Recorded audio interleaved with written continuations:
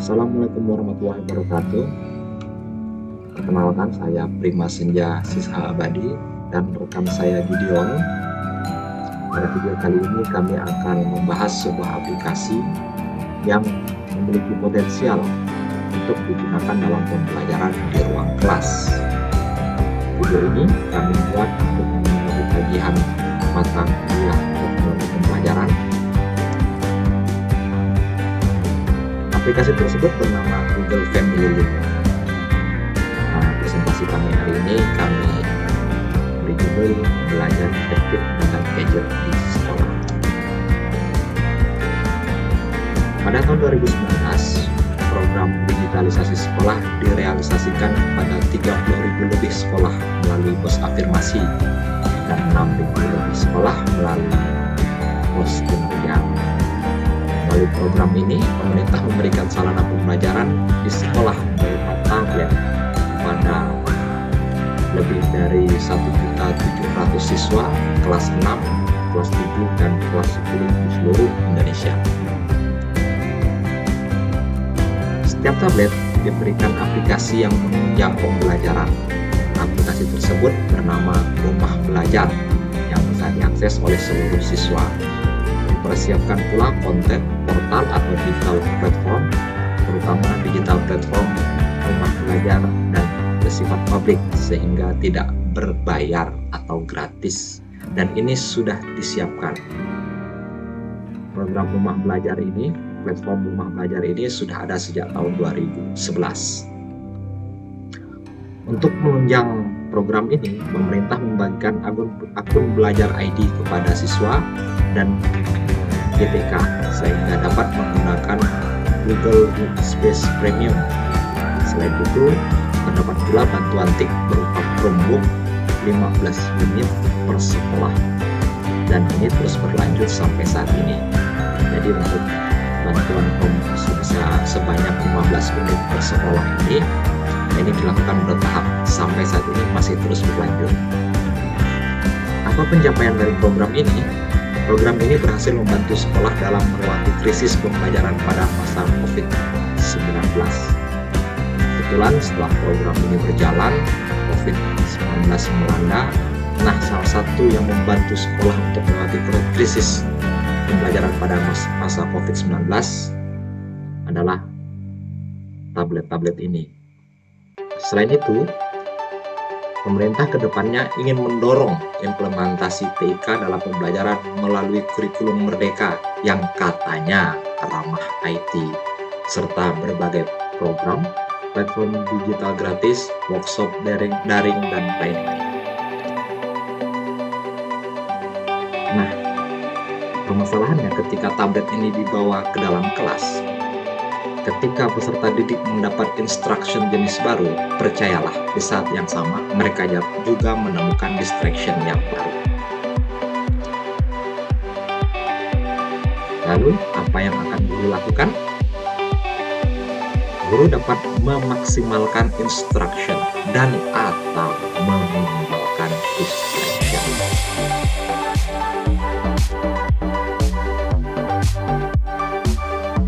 Selama ini, guru berusaha untuk memaksimalkan instruction dengan berbagai macam platform, berbagai macam aplikasi, berbagai macam web yang digunakan dalam pembelajaran. Namun, guru jarang sekali memakai aplikasi yang digunakan untuk meminimalkan distraction dengan penggunaan alat-alat TIK dan internet. Salah satu yang dapat dimanfaatkan untuk meminimalisir atau meminimalkan distraction adalah Google Family Link.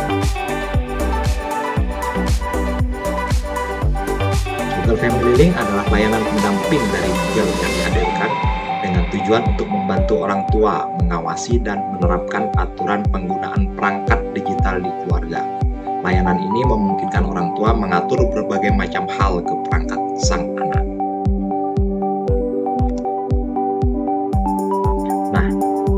Nah, Google Family Link dapat kita manfaatkan di sekolah.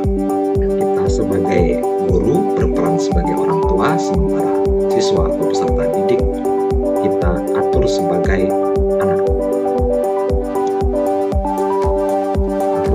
misalnya dalam penggunaan tablet tadi, kita dapat menginstal perangkat ini di perangkat guru. Pertama, kita ambil salah satu tablet yang kita isi dengan akun sebagai akun anak, sementara untuk guru dapat memanfaatkan akun sekolah yang tersedia. Untuk pertama kali kita instalasi di perangkat orang tua, perangkat guru. Langkahnya dengan mendownload di Google Play. Aplikasi ini terdapat di Google Play dan itu gratis.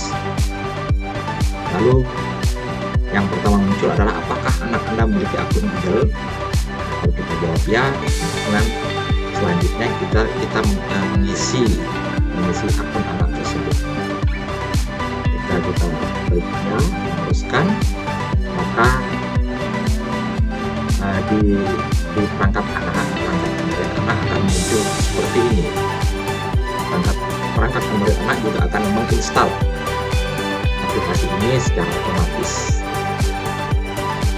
Kemudian kita diminta untuk memasukkan kode tadi yang seperti yang sebelumnya, di slide seperti sebelumnya, ada kodenya. Kita isikan di perangkat anak. Selanjutnya masih di perangkat anak persetujuan. Jadi ketika akun orang tua mengawasi perangkat anak, ini akan banyak sekali yang dapat dikontrol atau diawasi, maka perlu izin di perangkat anak. Ini kira-kira. Selanjutnya masih di perangkat anak. Nah, kita dapat memberikan nama, salah satu nama.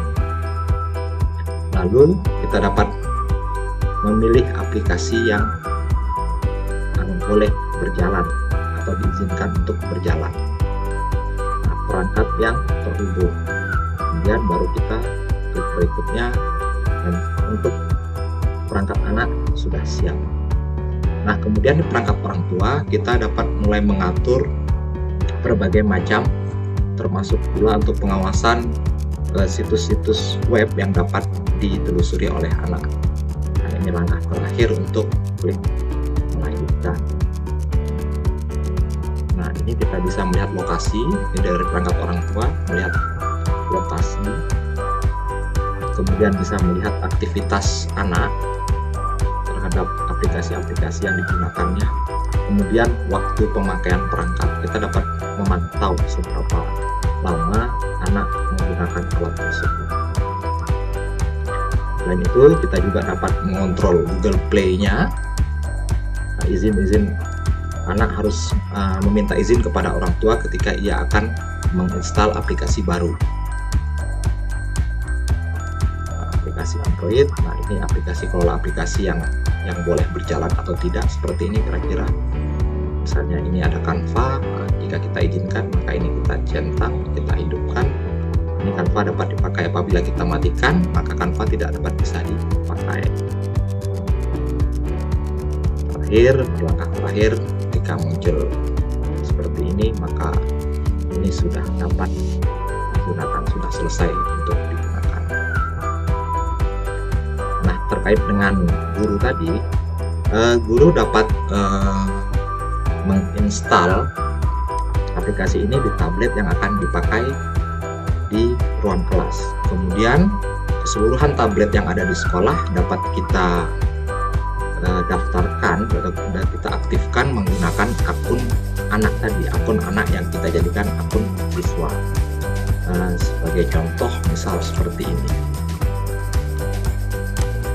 Sebelum kita melanjutkan untuk melihat mencontohkan bagaimana cara menggunakan Google Family Link, saya akan menunjukkan bagaimana kita apa yang disebut dengan akun orang tua tadi dan akun anak. Nah, di sini saya menggunakan akun sekolah sebagai akun orang tua.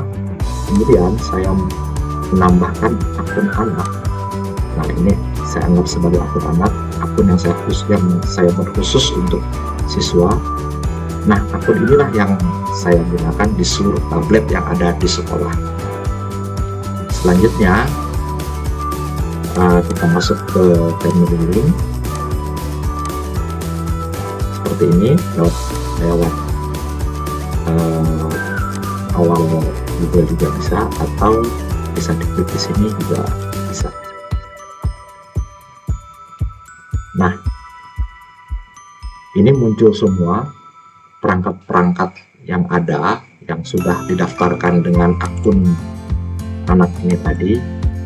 Ini hanya yang hanya muncul hanya berapa ya? 11 perangkat, namun sebenarnya ada 37 perangkat keseluruhan. Nah, akun ini semua dapat kita kontrol.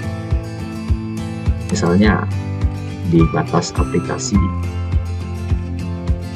Ini adalah aplikasi-aplikasi yang terinstall atau terpasang di tablet-tablet, seluruh tablet yang ada di sekolah. Nah, ini seperti contoh, ini ada anak yang mencoba untuk menginstal salah satu game dan ini sudah diblokir. Selanjutnya, nah ini seperti ini. Ini bisa kita blokir dan bisa kita ubah menjadi misalnya selalu izinkan. Namun karena ini game, maka ini saya blokir.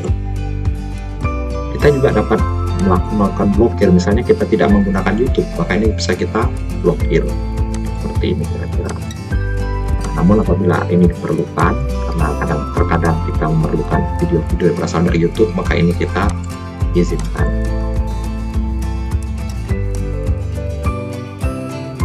Ini untuk pengaturan aplikasi yang berjalan di perangkat. Selain itu, kita dapat melakukan pembatasan konten, misalnya yang ada di Google Play. Jadi setiap siswa yang berupaya untuk mendownload game dari tablet yang ada di sekolah itu, dari tablet sekolah itu, semuanya memerlukan perizinan. Nanti akan ada muncul pop-up di perangkat guru yang menunjukkan bahwa ada salah satu tablet yang berusaha untuk menginstal aplikasi. Dan itu tergantung kita apakah kita izinkan atau tidak. Kita juga dapat mengontrol Google Chrome. Misalnya kita mencoba untuk memblokir situs-situs yang berisi konten vulgar seperti ini.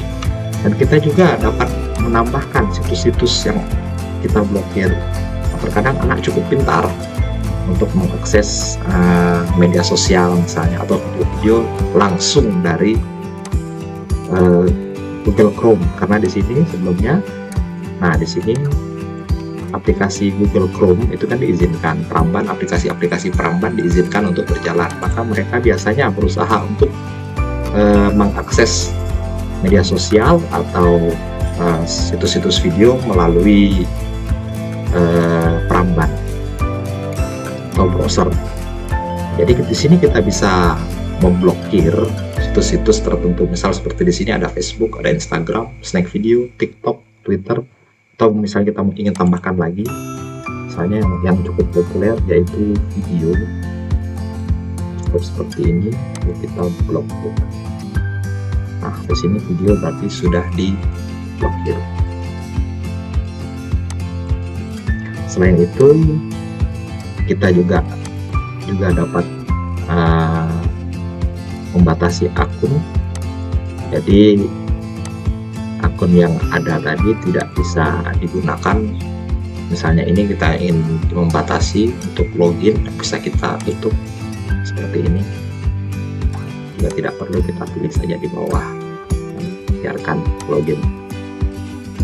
Nah, untuk yang aplikasi pihak ketiga juga dapat kita sama. Namun terkadang kita memerlukan, misalnya meminta anak untuk login di, misal katakanlah ada pernah seperti quizzes dan lain sebagainya, maka biarkan, kita tidak perlu mengunci anak untuk mencoba mengakses aplikasi pihak ketiga. Nah, juga kita bisa mengatur lokasi. Jadi kita bisa tahu di mana anak berada sebenarnya. Kalau di kelas tidak terlalu penting. Nah, yang terakhir kita dapat melihat penggunaan dari, kalau kita tidak ingin melihat berapa lama penggunaan tablet, kita bisa matikan si fitur ini. Namun kalau kita ingin melihat durasi penggunaan, termasuk durasi penggunaan setiap aplikasi, maka kita Ini kita pilih.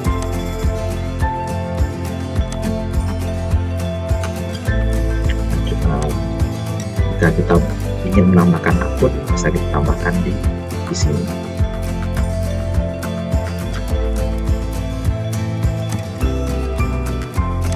Saya rasa cukup sekian dari kami. Semoga bermanfaat. Assalamualaikum warahmatullahi wabarakatuh.